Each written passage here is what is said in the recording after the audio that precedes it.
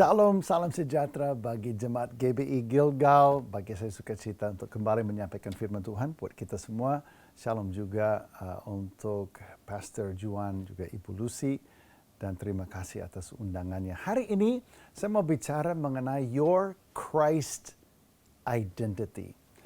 Identitas Anda di dalam Kristus. Dan ini begitu penting. Ini begitu hakikat di dalam kehidupan kita sebagai anak Tuhan. Karena identitas Anda yang Anda miliki, and you do have some identity. Jati diri Anda sebagai anak Allah, kalau itu benar, kalau dirajut di dalam kebenaran firman Tuhan, menjadi seperti Tuhan mau, maka itu akan membawa dampak yang luar biasa kepada seluruh persendian, seluruh bagian kehidupan Anda. Everything will be affected. Everything will be affected. Perilaku Anda, keputusan hari-hari, kemana Anda pergi, siapa yang menjadi teman hidup Anda. Anda investasi uang, memakai uang seperti apa? Bagaimana Anda mencari Tuhan, ingin tahu kehendaknya bagi hidup Anda, dan bagaimana Anda menata hidup dan karir dan pekerjaan dan usaha Anda sesuai dengan panggilannya itu. Dan seterusnya. It affects everything. How you see health. Bagaimana Anda memandang kesehatan, memandang rumah tangga, memandang pertemanan, persahabatan. Bagaimana Anda memilih teman dan sahabat. Everything is affected by your identity in Christ. Nah, apa yang terjadi adalah seringkali iblis menyerang kita di situ. Dan iblis berdagang selalu dengan dusta. Dia tidak berdagang dalam kebenaran. Makanya dia berusaha untuk memberi hembusan dusta yang akan melencengkan kita, yang akan membelokkan kita. Dan kalau kita sudah sepakat, kita sudah percaya dusta, maka akhirnya dirajut benteng dalam pikiran hati kita. Dan kita hidup dalam penjara itu. Beberapa minggu yang lalu saya ada di Nia Selatan. Saya ditarik kepada rumah, saya lagi ada di desa Bawah Mataluo. Dan saya ditarik, ada seorang anak kecil, katanya tunggu saya berjam-jam. Karena dia ingin didoakan, dia sakit sudah bertahun-tahun. Dan saya datang di dalam satu rumah, remang-remang di desa yang bersejarah ini. Saya masuk di dalam rumah itu, saya berjumpa dengan seorang anak. Dan anak ini umur 11 tahun, dia cuma 21 kilogram, dan dia susah bernafas. Nafasnya itu seperti kita kalau bayangkan ngap-ngapan gitu kalau aku bilang bahasa Indonesia. Dia mengalami ini sudah bertahun-tahun. Dan dia pagi, siang, malam dia tidak bisa lari, dia hampir tidak bisa jalan. Dia semakin lama dia semakin lemah. Dia kunyah saja mulut jatuh, makanan bisa jatuh dari mulutnya. Dan dia hidup dalam kelam. Dia hidup dalam gelap. Tidak ada masa depan. Tidak ada harapan. Dia hanya bisa dengar hiruk pikuk anak-anak lari, anak-anak main. Tetapi dia tidak punya harapan untuk itu. Dia tidak punya ekspektasi untuk itu. Dia hanya merasa bahwa dia semakin lama semakin habis. Dia sudah ditinggalkan oleh papanya. Dia sudah tidak ada orang yang perhatikan dia. Dan hati saya hancur melihat dia. Hati saya remuk. Dan saya tiba-tiba dapat banyak kita orang Kristen seperti itu. Ya, kita sebenarnya sudah tidak tahu lagi apa yang menjadi kehendak Tuhan buat hidup kita. Dan pada akhirnya kita hidup menurut apa yang terjadi kepada kita. Kita hidup menurut perasaan kita. Kita hidup menurut apa yang kita lihat. Kita pada akhirnya diatur oleh hidup. Kita diatur oleh peristiwa. Kita diatur oleh perasaan, ketakutan, kecemasan, kekhawatiran. Semua itu berkuasa mengatur kita. Kenapa? Karena kita tidak mengerti hakikat daripada kehendak Tuhan bagi hidup kita. Nah, hari ini kita mau belajar. Ya, hari ini kita mau belajar. Karena ingat, hanya kebenaran, only truth can defeat the lie. Nggak ada yang bisa mengalahkan dusta dan kebohongan dalam hidup kita. Nggak ada yang bisa rontokkan benteng dalam pikiran dan hati kita kecuali kebenaran. Makanya Yesus mengatakan kepada murid-muridnya, Yohanes pasal 8 ayat 32, "Jikalau kamu tetap dalam firman-Ku," firman itu kebenaran, "kamu benar-benar adalah murid-Ku," artinya belajar dari sang guru, belajar menjadi serupa dengannya, dan kamu akan mengetahui kebenaran, information comes in, which is righteousness and truth, dan kebenaran itu yang akan memerdekakan kamu. It's only truth yang kamu pelajari, yang kamu appropriate, yang kamu ambil untuk diri kamu, yang bisa punya power untuk memerdekakan kamu. Listen, truth is everywhere. Kebenaran itu sudah ada. Kebenaran sudah berabad-abad. Kebenaran sudah ribuan tahun. But you have to grab it. You have to own it. Anda harus miliki itu. Dan kemudian Anda harus hidup di dalamnya. And then you'll experience it. Lalu kamu akan alami bagaimana itu memerdekakan hidup Anda. Oke, so ada 3 hal sederhana. Sebelumnya Mazmur pasal 1 ayat 3. Ya. Ia seperti pohon yang ditanam di tepi aliran air yang menghasilkan buahnya pada musimnya dan tidak layu daunnya. Apa saja yang diperbuatnya berhasil. Inilah gambaran orang yang berakar di dalam firman yang memiliki identitas sejati di dalam Tuhan.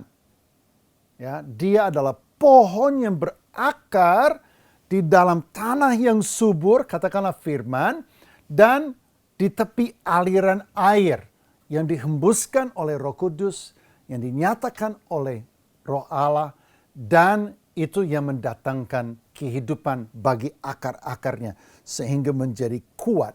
We live in a Google world. Everybody wants a Google life. Google's exponential zeros. Everybody wants exponential prosperity. Semuanya mau kemakmuran dilipat gandakan, dan kita mengalami yang instant success in investment, instant success in, apa saja yang kita lakukan. We all want to get kind of this kehidupan terkini, kind of live in this Google generation, right? But the Word of God, firman Tuhan bicara bahwa kebenaran itu adalah proses di mana kita berakar, kuat di dalam Tuhan, bertunas di dalam kebenaran, dan menghasilkan buah senantiasa. Kingdom is about process. So, ada 3 pernyataan sederhana yang Anda mudah ingat, yang Anda mudah pegang, yang adalah kebenaran hakikat yang sangat clear mengenai siapakah Anda di dalam Kristus, dan saya ingin supaya Anda hafal satu persatu. Yang pertama, you have been saved. Yang pertama, Anda sudah diselamatkan. Yesus adalah juru selamat. Yesus datang misinya menyelamatkan Anda. Dari apa? Dari kutuk, dari dosa, dari maut. Dan dia datang karena dia ingin menyelamatkan Anda. You have been saved. Di sini di Efesus pasal 1 ayat 7 dikatakan, sebab di dalam dia dan oleh darahnya kita beroleh penebusan, yaitu pengampunan dosa menurut kekayaan kasih karunia-Nya. Here it is. Yesus datang, right? Dia karyanya adalah mengampuni, oleh karena darahnya adalah darah yang kudus yang membayar harga penebusan, melunasi dosa kamu, kamu dibeli balik, kamu ditebus, ya, dibayar hutangnya, ditebus oleh dia menjadi miliknya. Dan dia lakukan itu bukan karena kamu hebat dan bagus. Bukan karena kamu super cakap atau super kudus atau super anything. Tetapi karena kasih karunia-Nya, because of His compassion for you, His love for you, karena Dia ingin lakukan itu bagimu. Dan firman Tuhan mengatakan, bila kamu percaya kepada Dia, transaksi ilahi ini terjadi di alam roh. And you are saved. Makanya Yesus katakan kepada Nikodemus, dia katakan, Nikodemus, karena begitu besar kasih Allah akan dunia ini, sehingga Dia mengaruniakan anaknya yang tunggal. Sehingga barang siapa yang percaya kepadanya tidak akan binasa, tetapi dia akan peroleh hidup yang kekal. I want to ask you, do you believe in Jesus? Roma pasal 10 ayat 9 dan 10 mengatakan, bila kamu percaya di dalam hati, mengaku dengan mulut bahwa Yesus Kristus adalah Tuhan, bahwa Dia mati dan bangkit, juru selamat, maka kamu akan diselamatkan. You will be saved. Transaksi itu terjadi di alam roh. Kategori Anda pindah dari yang binasa kepada yang diselamatkan. Anda menjadi bagian daripada umat manusia yang peroleh karya penebusan ini oleh kasih karunia-Nya. Okay, you have been saved. Katakan bersama, I have been saved. Yang kedua, you have been made righteous. Bukan saja Anda diselamatkan, Anda sudah dibenarkan. Ini penting sekali. Kenapa? Iblis selalu datang dengan penghukuman. Selalu datang dengan intimidasi. Selalu menakutkan kita. Makanya begitu banyak sekali orang Kristen, kalau tanya kepada mereka, when you die, will you go to heaven or hell? Banyak yang mengatakan, ya belum tahu. Kenapa? Intimidasi, penghukuman. Karena mereka tidak mengerti kebenaran firman Tuhan tentang karya keselamatan. Firman Tuhan mengatakan, kamu sudah dibenarkan oleh darahnya. Coba kita lihat ayatnya 2 Korintus pasal 5, 21. Dia yang tidak mengenal dosa telah dibuatnya menjadi dosa karena kita. Supaya apa? Kita dibenarkan Allah di dalam Dia. Kita dibenarkan Allah in Christ. Bahasa Inggris di sini adalah we might become the righteousness of God. Jadi bayangin begini. Kamu sudah ditebus oleh Yesus, right? Yang merah seperti kain kermisi menjadi putih seperti salju. Sekarang Dia pegang kamu, right? Dia sudah beli kamu, Dia sudah tebus kamu. Dia tidak bawa kamu dalam keadaan jorok, menjijikkan, ya berlumuran dosa, lalu Dia coba untuk datang di hadapan Bapa. No. Dia buka dia punya jubah kebenaran. Dia bungkus kamu dengan jubah kebenarannya. Baru Dia bawa kamu di hadapan Bapa. Allah itu api yang menghanguskan. Allah itu Maha Kudus. Don't play around. Our God is a burning fire. Dia adalah api yang menghanguskan. Dia membara dalam kadosnya. Jangan main-main. Tapi kenapa kamu orang berdosa? Kenapa saya orang berdosa? Kenapa kita masih manusia hidup dalam tubuh berdosa? Tapi bisa datang di hadapan Dia, ditata kasih karunia itu, bisa tembus tembok api itu. How? Kebenaran Kristus. Kita dibenarkan di dalam Dia. Yesus bawa kita di hadapan Bapa. Bapa melihat Yesus, Dia lihat diri kita dengan jubah kebenaran. Dia dikatakan,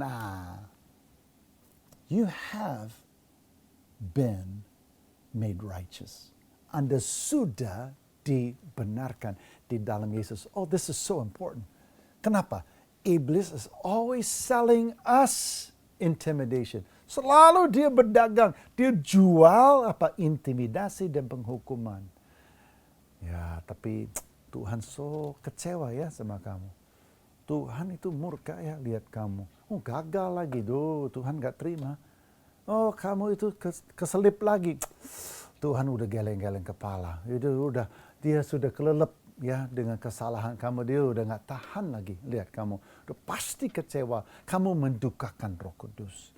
Kamu membuat dia sangat berduka. Lihat Akhirnya apa?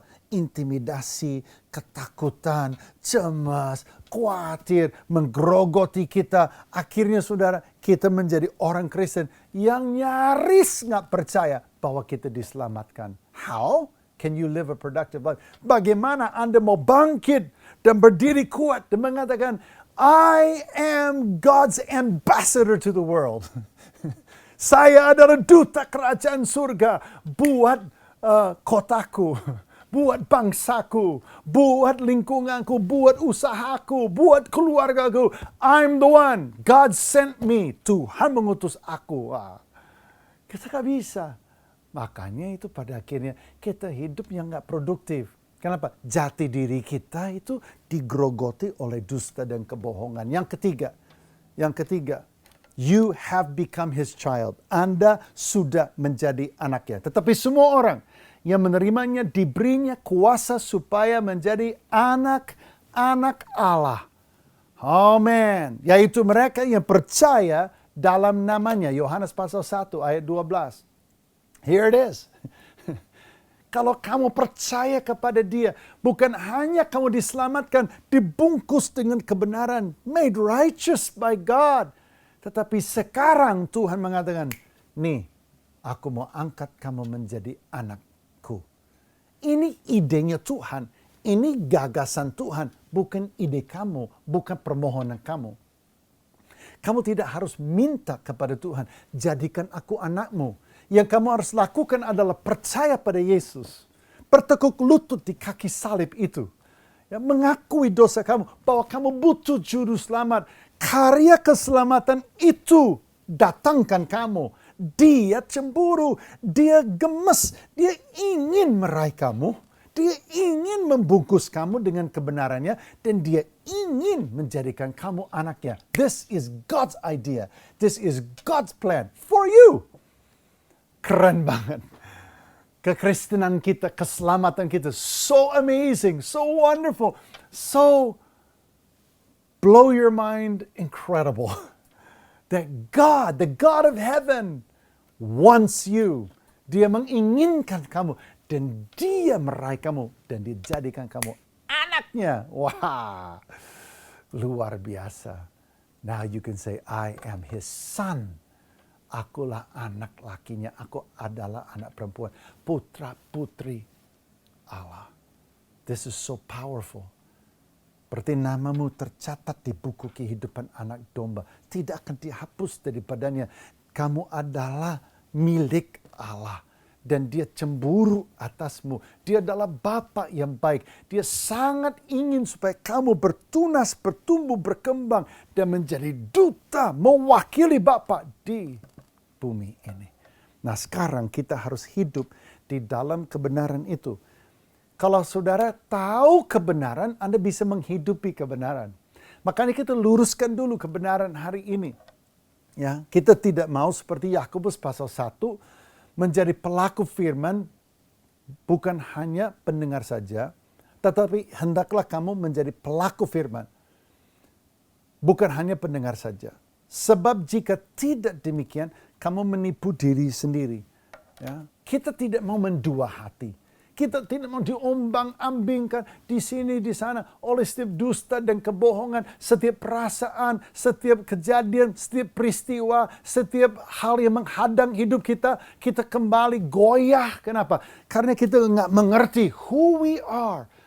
Kalau kita udah mengerti, dan kita tahu kehendak Tuhan buat kita, tiba-tiba saudara, semuanya berubah. Makanya kita mesti menghidupi kebenaran. Ya. Ada 3 hal sederhana untuk menghidupi kebenaran. Ya. Yang pertama, kita harus belajar apa yang Tuhan katakan. Yang kedua, kita harus sepakat dengan apa yang Tuhan katakan. Dan yang ketiga, kita harus berkatakan apa yang Tuhan katakan tentang diri kita. Pertama, kita harus belajar apa yang Tuhan katakan. It's not enough to hear somebody preach. Nggak cukup Anda dengar saya khotbah dan kemudian mengatakan, oh gitu ya, dan itu menjadi catatan buat Anda. Belajar sendiri.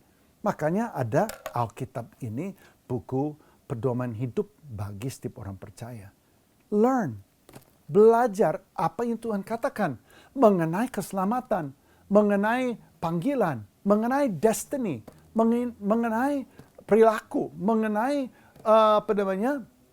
keluarga, mengenai seksualitas, mengenai kesehatan, mengenai keuangan.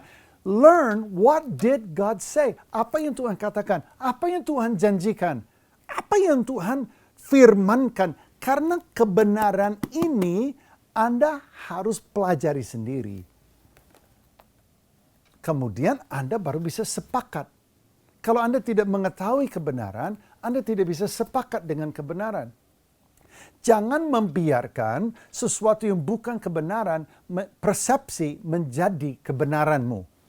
Nggak bisa. Kebenaran itu berasal, ada sumbernya. Kebenaran berasal dari Allah. Kebenaran itu sudah ada dan diwariskan kepada kita. Kebenaran harus dipelajari, tidak bisa dikikis, tidak bisa diamplas, tidak bisa dipahat dan dijadikan versi Anda. Menurut tradisi, menurut persepsi, menurut perasaan, menurut adukan pribadi Anda. Tidak bisa. Comot verse of the day, comot sebuah pujian yang kamu suka, comot sini sana sedikit dari khotbah ini, sedikit dari khotbah itu. Akhirnya kita aduk-aduk, nah inilah menurut gua begini. Gak bisa. This is God's word, itu diwariskan. Kebenaran harus dipelajari, harus diketahui. Baru Anda bisa sepakat dengan yang benar. Yang kedua, kita harus sepakat dengan kebenaran itu. What does God say about you? Lalu kalau Anda sudah sepakat dengan itu, hatimu sepakat dengan kebenaran yang menurut Allah, baru Anda proklamirkan yang benar. Wah, ini yang mengubah hidup saya karena saya bertahun-tahun saya menjadi orang Kristen yang goyah. Saya selalu goyah. Dan itu waktu saya di Indonesia. Saya datang umur 23 tahun. Saya goyah kekristenanku. Boleh dikatakan saya sangat percaya Yesus. Saya mengalami lahir baru. Saya bertumbuh di dalam Tuhan. Tetapi saya goyahkan apa? Iblis terus hadang saya dengan penghukuman. Terus hadang saya dengan dusta dan kebohongan. Saya itu digoyahkan. Kenapa? I'm not sure that God's on my side. Aku tidak yakin bahwa Tuhan benar-benar mengasihi aku dan seterusnya. I was so labil. Dan akhirnya orang yang labil mendua hati. Yang mendua hati, saudara, suka pada akhirnya kecil hati. Akhirnya, saudara, kita nggak bisa. Kita tidak bisa pada akhirnya sampai kepada ekspektasi Allah dalam hidup kita. Something awesome that God has planned for you. Kita nggak bisa berjalan di dalamnya. That was my life. Sampai Tuhan urut tahun 2003, 2004, 2005, 2006.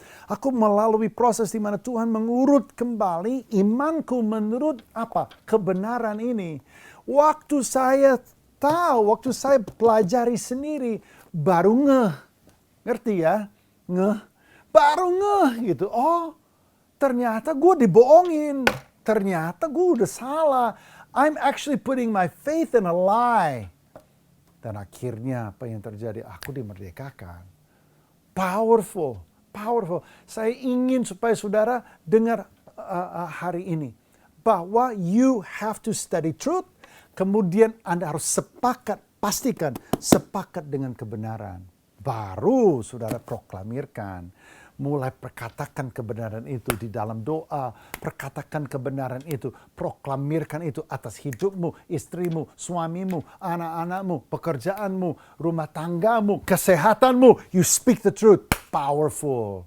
Aku bersyukur istriku setiap hari proklamirkan kebenaran atas kehidupan Holly, atas kehidupan Cody, atas kehidupan TJ. Biar mereka ada di Amerika, dia terus proklamirkan, gak ada jarak dalam doa. Dia terus perkatakan kebenaran atas keluarganya, atas suaminya. Dan karena itu kita rasa bagaimana Tuhan terus turun tangan. It's amazing. When you speak and proclaim the truth, you are proclaiming the will of God. Makanya Yesus katakan, berdoalah demikian, datanglah kerajaanmu, jadilah kehendakmu di bumi sama seperti di surga. We want the kingdom of God to come, the will of God to be done, manifest, powerful melalui hidup kita. Baru kalau kita pohon yang ditanam seperti itu dalam jati diri kebenaran, apa yang terjadi? The Google life can happen. The exponential, pelipat gandaan yang eksponensial yang menggoncangkan, yang mengubah realita dunia ini, manifest di alam lahiriah. Kerajaan surga melalui hidupmu, tanganmu, mulutmu, melalui dirimu, kemanapun Anda pergi. Kerajaan surga, it's manifesting the will of God. Wow, it's powerful. Dan itu terjadi karena apa? I know I'm saved. Aku tahu aku sudah dibenarkan. Aku tahu aku adalah anak Allah. Dan kalau aku anak, aku adalah duta. Kalau aku duta berarti aku diutus. Kalau aku diutus, pasti Tuhan punya tujuan powerful. Mulai untuk appropriate itu. Mulai untuk pelajari, sepakat dengannya, dan perkatakannya. Mari kita berdoa. Bapa di surga, terima kasih bahwa hari ini Jemaat GBI Gilgal bangkit kembali di dalam jati diri kebenaran yang luar biasa. Kebenaran yang sederhana kembali dikuatkan dalam batin dan hidup dan pikiran kami. Bongkarlah setiap dusta, setiap kebohongan, setiap hal yang iblis pakai untuk melilit kami. Bongkarlah Roh Kudus, bongkarlah Tuhan. Sehingga kami dimerdekakan oleh kebenaran hari ini. Dan kami bisa berjalan di dalamnya. Mengaplikasikannya di dalam seluruh kehidupan kami.